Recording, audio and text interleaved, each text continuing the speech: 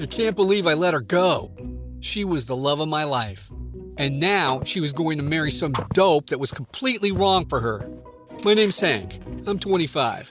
And I never would have suspected an out-of-body experience could bring me closer to my true love. Or that I would have to possess a stranger's body to save my relationship.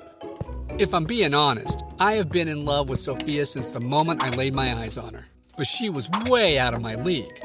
I was working as a banquet waiter serving overpriced chicken to a bunch of millionaires at some fundraising event, and I caught eyes with her. There was electricity between us. We both knew it. She found me outside, and we shared some fresh air. I asked her if she was married to one of those rich guys. She said, "Not yet." Her dad was some kind of oil tycoon or something. He brought her along to introduce her to his partner's son, another rich bozo. She made it sound like a prison sentence the way she talked about it, and I could tell she had never dated anybody from my side of the tracks before. I saw her dancing with that stuffy rich guy later. His name was Bernard, and even though I couldn't stop thinking about her, I knew it was near impossible for us to be together. This guy had it all: looks, money, and a big, bright future. Me? I didn't know where I was headed. I got on my motorbike and was about to take the drive back to the east end of town when Sophia found me. "I can't believe you're leaving without asking for my number," she said. "Ain't you with that rich boy?" "Don't worry about him," she told me, and she wrote her number on the back of my hand. Our families came from such different backgrounds. I didn't think it would ever work, but I couldn't stop staring at my hand and smiling about her. So I finally texted her. She wrote me back right away with a big smiley face. And before I knew it, we were laughing and chatting and making plans. She asked me when I was going to ask her out properly, and I eventually took her out bowling. She'd never been, and we had the best time. We didn't say goodnight until the sun rose the next morning. I was so into her that I wouldn't date anybody else. Sophia and I would go on these midnight strolls after I'd get off work, and we'd talk all night. I'd tell her that I loved her deeper than the sea and higher than the stars. Everything was great until we started talking about the future. I just knew that I couldn't afford the high life she was used to, and we kind of got into an argument about it. She was telling me that she wasn't asking me to be somebody I wasn't, but I was telling her I didn't belong in her world. She didn't seem to see the problem, but when she invited me to her house for dinner, her dad was grilling me about my family and why I didn't go to college, and I felt so out of place.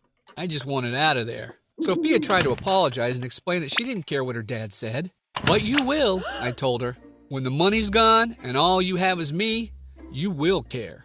Sophia was offended and said that not all rich people were the same, and she suggested that I was the one judging her and her family. She just didn't understand what it was like to not have money, and we started to cool off. I didn't want to make things worse, so the next time she wanted to meet up after work, I told her I was too tired.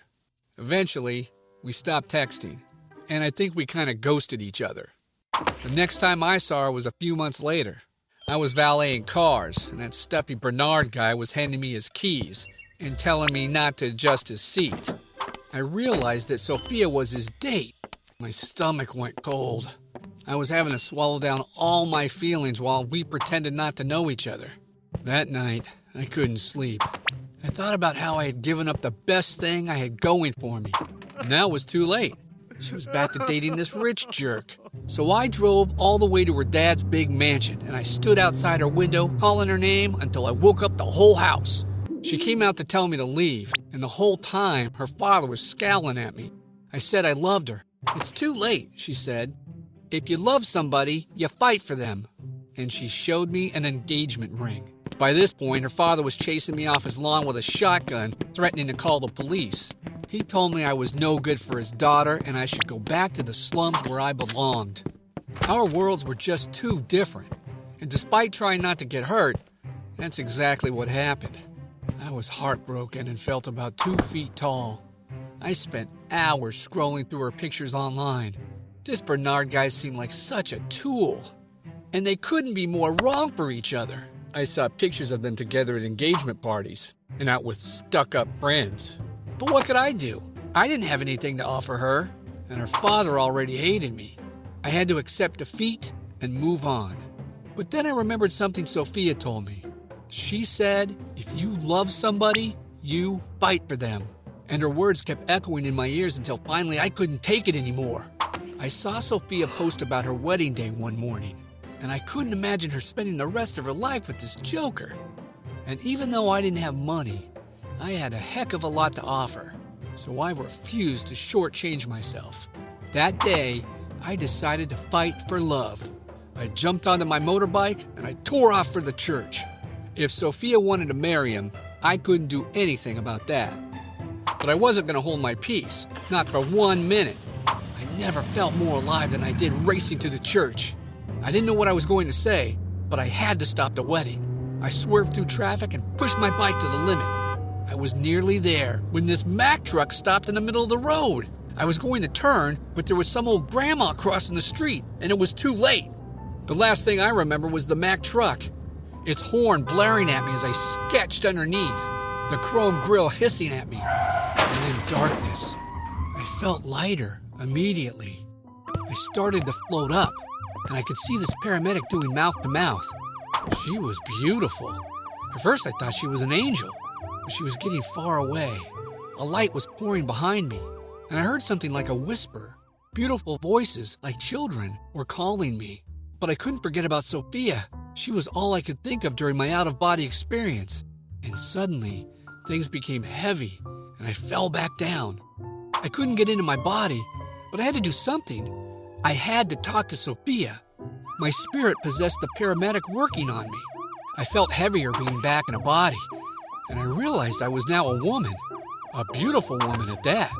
It might be weird, but I had to use this vessel to stop the wedding. They were going to be saying their I do's any minute, and I walked that woman's body over to my bike and got on and took off.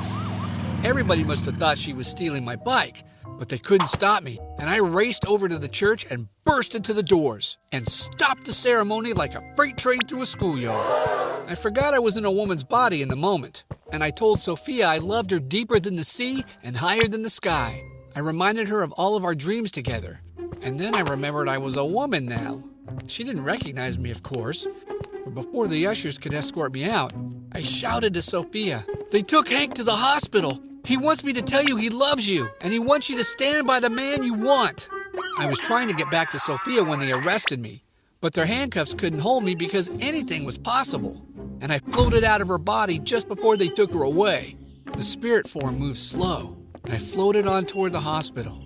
I felt low, and the depression of my passing life hit me for the first time. I spent my time on Earth finding a reason not to love, finding problems instead of solutions. If given a second chance, I would love with reckless abandon. After all, that was the heart of romance in its sometimes senseless spontaneity. The poet in my soul had awoken. And when I found my body at the hospital, Sophia was there in her wedding gown. She was crying, her head on my chest. I knew there was a reason I stayed, and suddenly my future seemed so big and bright. The idea of walking in this world was suddenly exciting, and let myself sink back into my body. My eyes opened, and I surprised Sophia.